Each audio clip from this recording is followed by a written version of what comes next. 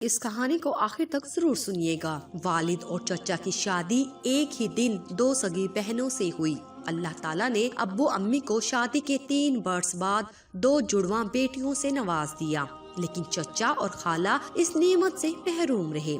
ایک ہی گھر میں رہنے کی وجہ سے خالہ نے میری جڑواں بہن کو گود لے لیا، کیونکہ امی جان کا 2 بچیوں کو بیک وقت سنبھالنا محال تھا۔ یوں میں امی اور مائرہ خالہ کی بیٹی کہلانے لگی۔ جب ہم بڑی ہو گئی تو یہی بتایا گیا کہ مائرہ میری چچا زاد ہے، وہ میری حقیقی بہن نہیں ہے، لیکن ہم میں پیار حقیقی بہنوں جیسا تھا۔ ہماری صورتیں ایک دوسرے سے اس قدر ملتی تھی کہ اسکول میں ٹیچر کے لیے یہ پہچاننا مشکل ہو جاتا کہ ہم میں سے کون سی مائرہ ہے اور کون سی سائرہ۔ یونیفارم بھی ایک جیسا تھا اور کلاس بھی ایک تھی، لہٰذا پہچان کے لیے میں بالوں میں سرخ اور مائرہ سبز ربن باندھتی تھی تاکہ شناخت میں آسانی ہو۔ خالہ کو مکان چھوٹا پڑنے لگا تو چچا نے نیا گھر خرید لیا اور وہ نئے گھر میں منتقل ہو گئے۔ امی ابو کے 5 بچے ہو گئے تھے، لیکن خالہ ابھی تک اولاد کی نعمت سے محروم تھی۔ وہ مائرہ کو ہی اپنی زندگی کا سرمایہ سمجھتی تھی، لہٰذا جب وہ نئے مکان میں شفٹ ہونے لگے تو مائرہ وہاں جانے پر راضی نہ تھی۔ اس نے رو رو کر برا حال کر لیا، حالانکہ ان کے رہائش گاہ ہمارے گھر سے زیادہ دور نہ تھی۔ مجھے یاد ہے جب مائرہ نئے مکان میں چلی گئی تو وہ وہاں اداس رہنے لگی، اس کا دل گھر میں نہ لگتا تھا۔ اسے ہم بہنوں کے درمیان رہنے کی عادت تھی۔ اب ہم علیحدہ گھروں سے اسکول پہنچتے، لیکن چھٹی کے بعد وہ میرے ساتھ ہمارے گھر آ جاتی، شام تک رہتی، پھر چچا جان آ کر لے جاتے۔ نئے گھر میں جا کر مائرہ کو ہمارے بنا چین نہ ملا، اس کا آنا جانا لگا رہا۔ ایک دن اتوار کو اس نے صبح ہی میرے پاس آنے کی ٹھان لی۔ خالہ سے کہا، امی ہم نے اکٹھے ہوم ورک کرنا ہے، مجھے سائرہ کے گھر جانے دیجیے۔ وہ بولی، تمہارے ابو حیدرآباد گئے ہوئے ہیں، تم اکیلی کیسے جاؤ گی؟ میری کمر میں درد ہے، میں بھی نہیں جا سکتی۔ وہ بولی، آپ نہیں جا سکتی تو میں اکیلی چلی جاتی ہوں، قریب ہی تو تایا ابو کا مکان ہے، آپ کھڑکی سے دیکھتی رہیے گا۔ زج آ کر خالہ نے اجازت دے دی۔ کیوں پہلی بار وہ اکیلی ہمارے گھر آ گئی، اس کے بعد اس کا معمول ہو گیا، جب جی چاہتا میدان پار کر کے ہمارے گھر آ جاتی۔ اس گھر سے تھوڑا سا آگے چھوٹی سی اسٹیشنری کی دکان تھی، جہاں سے وہ رسالے، کاپیاں، پینسلیں وغیرہ لیا کرتی۔ کبھی مجھے کوئی رسالہ منگوانا ہوتا تو ایک دن پہلے اسے بتا دیتی تھی کہ جب آؤ لیتی آنا۔ یہ دکان راستے میں پڑتی تھی، آئے دن ضرورت کی چیزیں لینے وہاں پہنچ جاتی۔ اس طرح وہ ایک لڑکے کی نظروں میں آ گئی جو اکثر وہاں بیٹھا ہوتا تھا۔ ایک دن ہم 9ویں میں پڑھتی تھی، ایک روز وہ آئی تو بولی، سائرہ ایک بات کہنی ہے، اگر مجھے کچھ ہو جائے تو میری ماں کی بیٹی بن جانا، انہی کے پاس رہنا۔ کیا بکواس ہے، میں نے کہا، تمہیں کچھ نہیں ہونے لگا، پھر مجھے ایسا وعدہ کرنے کی کیا ضرورت ہے؟ وعدہ کرو نا۔ وہ مجھے کچھ اداس سی لگی اور میں سوچ میں پڑ گئی، نہ جانے اسے ایسا خیال کیوں آیا ہے، میں نے اس کا دل رکھنے کے لیے وعدہ کر لیا۔ اس واقعے کے 1 ماہ بعد ایسا ہوا کہ جس کا کسی کو گمان بھی نہیں تھا۔ یہ جمعے کا دن تھا، چچا دکان پر تھے اور خالہ جی گھر میں کام کاج میں مصروف تھی۔ مائرہ آج اسکول نہ آئی، ہماری چھٹی جمعہ کے دن جلد ہو جاتی تھی۔ اس نے خالہ سے کہا، امی مجھے سائرہ کے پاس جانا ہے، اسکول کا کام پوچھنا ہے۔ وہ جانتی تھی کہ یہ لڑکی رکنے والی ہے نہیں۔ انہوں نے کہا، ٹھیک ہے، دھیان سے جانا، تمہارا یہ روز روز اکیلے جانا مجھے ڈرائے رکھتا ہے، اللہ تمہاری حفاظت کرے۔ اس سہ پیر ہم سب چائے پی رہے تھے کہ اچانک فون کی گھنٹی بجی۔ والد صاحب گھر پر تھے، وہ جمعہ کی نماز پڑھ کر ابھی گھر آئے تھے۔ انہوں نے فون اٹھا لیا۔ چچا جان کہہ رہے تھے کہ میں دکان سے روانہ ہو گیا ہوں، کسی نے فون کیا ہے کہ کوئی سانحہ ہوا ہے، جلدی گھر پہنچو۔ بھائی صاحب آپ بھی فوراً میرے گھر آ جائیں۔ فون سن کر والد صاحب سکتے میں آ گئے۔ انہوں نے فوراً گاڑی نکالی اور مجھے ساتھ بٹھایا اور چچا کے گھر آ گئے۔ دروازے پر لوگ جمع تھے، پولیس بھی موجود تھی۔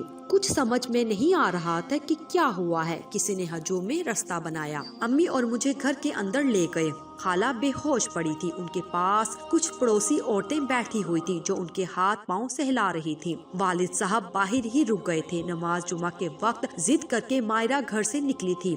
इस वक्त मैदान बिल्कुल सुनसान था। इलाके के मकीन जुमा की नमाज की खातिर मस्जिद में मसरूफ इबादत थे। जब वो मैदान में मौजूद खुदरू झाड़ियों के पास से गुजर कर सड़क की सिमत जा रही थी तो झाड़ियों की आड़ में किसी ने उसके साथ दस्त दराजी की कोशिश की। जब उसने मज़ाहमत की तो उसका गला दबा दिया। जब वो उसे घसीट रहे थे तो मायरा का दुपट्टा बाहर वाली झाड़ी में उलझकर वहाँ रह गया था। शाम से जरा पहले किसी का इधर से गुजर हुआ। उसने दुपट्टा देखा तो नजदीक जाकर झाड़ी में झांका। उसे वहाँ मायरा औंधे मुंह गिरी नजर आई, जिसका लिबास फट गया था। उस शख्स ने पुलिस को इत्तला की। यूं पुलिस वहाँ पहुँच गई। उस शख्स ने रहनुमाई की कि लड़की अक्सर स्टेशनरी की दुकान के सामने से गुजरती थी, कभी कभी दुकान से खरीदारी भी करती थी और ये फला साहब की बेटी है। इत्तला देने वाले शख्स का नाम वाजिद था, जिसकी चचा से दुआ सलाम थी। ये किताबों की दुकान में सेल्समैन के तौर पर मुलाजिम था और चचा का पड़ोसी भी था। उसी ने उनका नंबर पुलिस को दिया। यूं उन्होंने फोन करके इत्तला कर दी। खाला का ये हाल कि होश आया तो पत्थर की मूरत बन गई। हम भी काफी दिनों तक सदमे से निढाल रहे थे। हम खाला को घर ले आए कि वो अकेले वहाँ रहने के काबिल ना रही थी। 1.5 माह बाद जब अपने घर जाने लगी, अम्मी ने मुझे ये कहकर साथ कर दिया कि कुछ दिन तुम उनके पास रहोगी, वरना वो मायरा के लिए रो रो कर जान दे देंगी। तभी मुझे मायरा का कहा याद आया। वादा करो अगर मुझे कुछ हो गया तो तुम अम्मी के पास रहोगी। गोया कोई उसके पीछे लगा हुआ था। उसे खदशा था कि कुछ होने वाला है। ताहम नादान लड़की ने मजीद कुछ न बताया, कहीं उसका हमारे यहाँ आना रोक दिया जाए। मायरा को शुरू से ही खुद पर एतमाद था। वो एक नडर लड़की थी, मगर थी तो लड़की जो माशरे में एक कमजोर हस्ती गर्दानी जाती है। वो अपनी हर बात मुझे बता दिया करती थी। सद अफसोस के अपने इस खौफ से आगाह ना किया जो आखिरी वक्त उसके दिल में था, वरना वो ये क्यों कहती कि अगर मुझे कुछ हो जाए। ये बात आज तक मैं सोचती हूँ तो अफसोस की अथाह गहराइयों में डूब जाती हूँ। बहरहाल वो सफाक इंसान गिरफ्तार ना हो सका जिसने मायरा पर ऐसा जुल्म ढाया था कि एक फूल जैसी कमसिन लड़की को हलाक कर दिया था। पुलिस बावजूद कोशिश के कातिल का सुराग न लगा सकी। यहाँ तक के 2 माह गुजर गए। मैं अभी तक खाला के पास थी। मुझे मायरा के इस दुनिया से चले जाने का इस कदर मलाल था जैसे मेरी रूह निकल गई हो। जानती थी कि वो खाला की ले पालक मगर मेरी सगी बहन है, मेरी हम शक्ल, और हम इस दुनिया में इकट्ठी आई थी। एक काश इकट्ठी ही इस दुनिया से जाती, लेकिन अल्लाह ताला की मर्जी और मसलिहत के वो चली गई। लेकिन मैं अभी जिंदा थी। वक्त हर जख्म मंदमल कर देता है, लेकिन दुख के दिनों में वक्त भी धीरे धीरे इंसान के वजूद पर अपने भारी कदमों से चलता हुआ गुजरता है। खाला की ले पालक जरूर थी, मगर मायरा को उन्होंने उसके जन्मदिन से गोद लिया था। वो उसे सगी औलाद जैसा ही समझती थी, उसकी हर फरमाइश पूरी करती थी। तभी तो वो इतनी लाडली और जिद्दी हो गई थी। जब तक अपनी बात ना मनवा लेती आराम से नहीं बैठती थी। पुलिस किसी हाल में मेरे चचा और उनकी बीवी के दुख का मदावा ना कर सकी।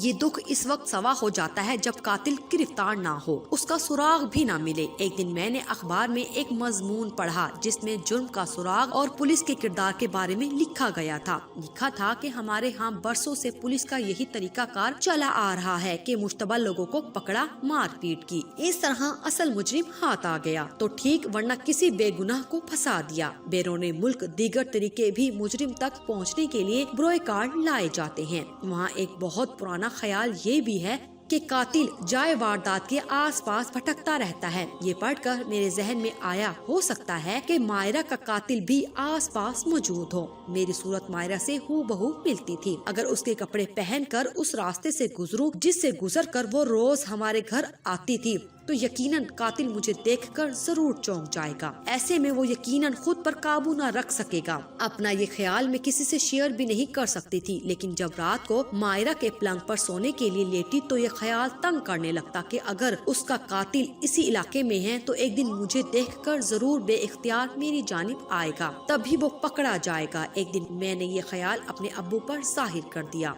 और वो मजमून भी उन्हें पढ़वा दिया। वो सोच में पड़ गए और फिर पुलिस इंस्पेक्टर पर इस ख्याल को जाहिर किया तो वो मुत्तफिक होकर बोला, ये मुमकिन है, ऐसा हो सकता है। अगर आप साथ दें तो हम ये आखिरी कोशिश करते हैं। आपकी हम शक्ल बच्ची मायरा के रूप में वहाँ से गुजरेगी, हम उसकी निगरानी करेंगे और आपको यकीन दिलाते हैं उसे कोई नुकसान नहीं पहुँचने देंगे। अब्बू ने अलैदगी में मुझे पुलिस ऑफिसर के ख्याल से आगाह किया और पूछा, क्या तुम बहन के कातिल को पकड़वाने में ताउन कर सकती हो? کیوں نہیں؟ میں نے سوچے بغیر جواب دیا۔